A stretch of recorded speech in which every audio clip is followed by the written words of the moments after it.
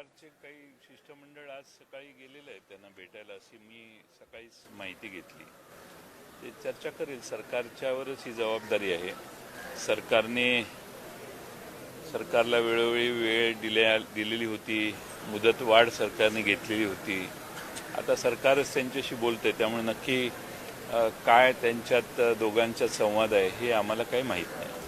Sir, काल शरद पवार सुनावणीसाठी विधान भवनात हजर होते, तर त्यांचा एक फोटो जो आहे तो सोशल मीडियावरती निलेश राणे यांनी ट्विट केला आहे आणि ते म्हटलेत की पाठच्या घड्याळामध्ये 12 वाजलेत, त्यामुळे त्या फोटोमध्ये सुप्रिया सुळे, त्यानंतर शरद पवार आणि रोहित पवार हे तिघे होते, त्या तिघांचेही 12 वाजलेत असं एक खोचक ट्विट जे आहे ते निलेश राणे यांनी केलं.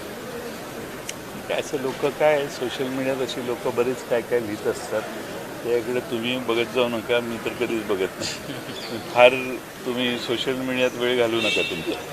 परंतु सातत्याने तुमच्या पक्षातले जे आमदार आहेत राजेश टोपे, त्यांच्यावरती आंतरवली सराटीमधल्या सगळ्या लाठीचार्जच्या संदर्भात आरोप केला जातो आहे. मनोज जरांगे पाटील यांचेच एक सहकारी होते बापूराव वाळेकर, त्यांनी आरोप केला आहे की आंतरवली सराटीमध्ये जो लाठी हल्ला झाला त्या लाठी हल्ल्याची संपूर्ण पूर्वनियोजनाची तयारी जी आहे ती राजेश टोपे यांच्या घरात झालेली होती म्हणून. लाठी हल्ला कोणी केला?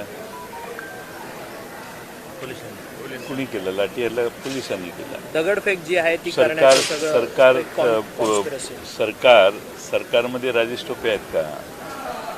आणि राजेश टोपेंनी कुणाला सांगावं असं त्यांचा काय इंटरेस्ट आहे? त्यांचा काही दुराने लांबून काही संबंध नाही. पण शेवटी काय आहे, काही लोकांना असे आरोप करून तुमच्या माध्यमातून लोकांना तोंड दाखवायचं असतं, असे करत असतात लोक आरोप.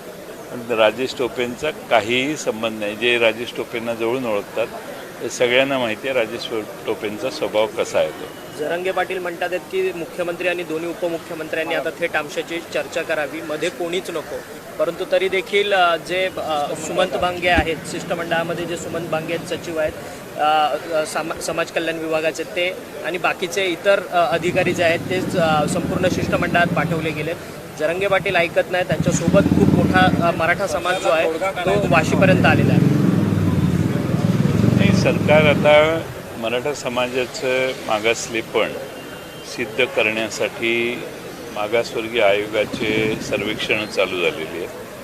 त्यातून जी माहिती पुढे येईल त्यातून मागासवर्गीय आयोग या निष्कर्षापर्यंत येईल की मराठा समाज मागास आहे की नाही. त्यातल्या प्रथा, रूढी, परंपरा या मागास आहेत किंवा नाही, आणि इतर समाजापेक्षा हा समाज मागास आहे किंवा नाही, याचा निष्कर्ष मागासवर्गीय आयोगाने काढल्यानंतर या संदर्भात सरकार पुढची कायद्यात आरक्षण देण्याची जी व्यवस्था आहे ती कायद्याच्या माध्यमातून मांडू शकेल. कायद्यासाठी विशेष अधिवेशन एखाद्या वेळी सरकार घेईल. त्यात तो निर्णय झाला की त्यानंतर दिल्लीला ते पाठवलं जाईल. जे काय कोणत्या पद्धतीने कायदा ते मंजूर करतात मला माहीत नाही. आणि त्यानंतर हे होईल, त्याला वेळ लागणार आहे. सरकार कदाचित तेच त्यांना समजावून सांगत असेल. फक्त मागणी एकच आहे की पुढं निवडणुका लोकसभेच्या आहेत, विधानसभेच्या आहेत, त्याच्या प्रेशरखाली या निवडणुका काढण्यापुरतं आपल्याला आरक्षणाची व्यवस्था करू, नंतर कोर्टात जाईल त्यावेळी पुढं बघू, अशा घिसडघाईने हे आरक्षण सरकारने देऊ नये आणि मेरिटनं योग्य अशा पद्धतीनं सरकारने याच्यावर विचार केला पाहिजे. कम्युनिकेशन गॅप सरकार आणि मराठा समाजातल्या त्या आंदोलनामध्ये वाटत नाही का? जेव्हा आंदोलन 20 तारखेपासून निघाला, मला वाटतं चांगलं कम्युनिकेशन आहे दोघांच्यात. रात्रंदिवस कम्युनिकेशन चालू असावं अशी माझी शंका आहे. गुंड गजा मारणे यांच्या घरी जी आहे ती पार्थ पवारांनी भेट दिलेली. खरं तर अजित पवार जे आहेत ते सातत्याने कायदा सुव्यवस्थेवरती बोट ठेवतात. ठाण्यातली कायदा सुव्यवस्था असेल, मुंबईमधली कायदा सुव्यवस्था, परंतु त्यांचे सुपुत्र जे आहेत ते गजा मारणे जे गुंड आहेत पुण्यातील सुप्रसिद्ध, त्यांच्या घरी जाऊन त्या भेटी देतात. नाही, मला माहीत नाही कोणत्या पक्ष वाढवण्यासाठी त्यांनी भेट दिली का आणखीन काही वेगळं काम त्याच्याकडे होतं हे मला माहीत नाही. त्यामुळे त्याच्यावर मी भाष्य करणे योग्य आहे, उचित आहे असं मला वाटत नाही. नक्की पर्पज काय हे मला माहीत नाही. ते तिथं जाऊन भेटले त्याचं. पाटिल साहब हिंदी में भी जानना चाहेंगे कि मराठा आरक्षण का आंदोलनकारी जो है अब मुंबई के किनारे आके वाशी तक पहुंच गए हैं, सरकार से बातचीत का दौर जारी है, लेकिन कहीं मानने को तैयार नहीं रहेंगे। पाटिल कैसे देखते हैं? सरकार ने इसके बारे में निर्णय पहले ही लेने की आवश्यकता थी। अब पूरा जनसमुदाय मुंबई में आएगा। मुंबई के लोगों की, पूना के लोगों की तो बहुत समस्या खड़ी हुई बीच में जब पूना में थे ये। अब मुंबई के लोगों को भी बहुत तकलीफ होने वाली है, क्योंकि मुंबई कल, आज छुट्टी है, लेकिन जब मुंबई चालू होगी तब यातायात करने वाले लोगों की बहुत असुविधा निर्माण होगी। इसलिए सरकार ने इसके ऊपर पहले ही निर्णय करना चाहिए था। सरकार ने सर्वेक्षण भी काफ़ी देरी से चालू किया है, ये तो पहले होना चाहिए था। अब पूरी मुंबई की जो 1.5 करोड़ की जनसंख्या है, आबादी है, वो घर से बाहर निकल नहीं पाएगी। ऐसी अगर परिस्थिति निर्माण हुई तो इसकी जिम्मेदारी तो सरकार पे ही होती है। सर, लेकिन जिस तरीके से चर्चा चल रही है और जिस तरीके से अनमने ढंग से जरंगी पाटिल बात कर रहे हैं, आपको लगता है कि जल्दी कोई रास्ता निकल पाएगा बातचीत के माध्यम? अनमने ढंग से, रिलक्टेंस है उनके अंदर, बातचीत करने को तैयार नहीं है बहुत ज़्यादा सरकार से वो फिलहाल। नहीं, उन्होंने काफ़ी दिन वक्त दिया था, सरकार को मुदत दी थी। अब सरकार ने वक्त में निर्णय लेने की आवश्यकता थी, वो सरकार उसमें निर्णय ले नहीं पाई।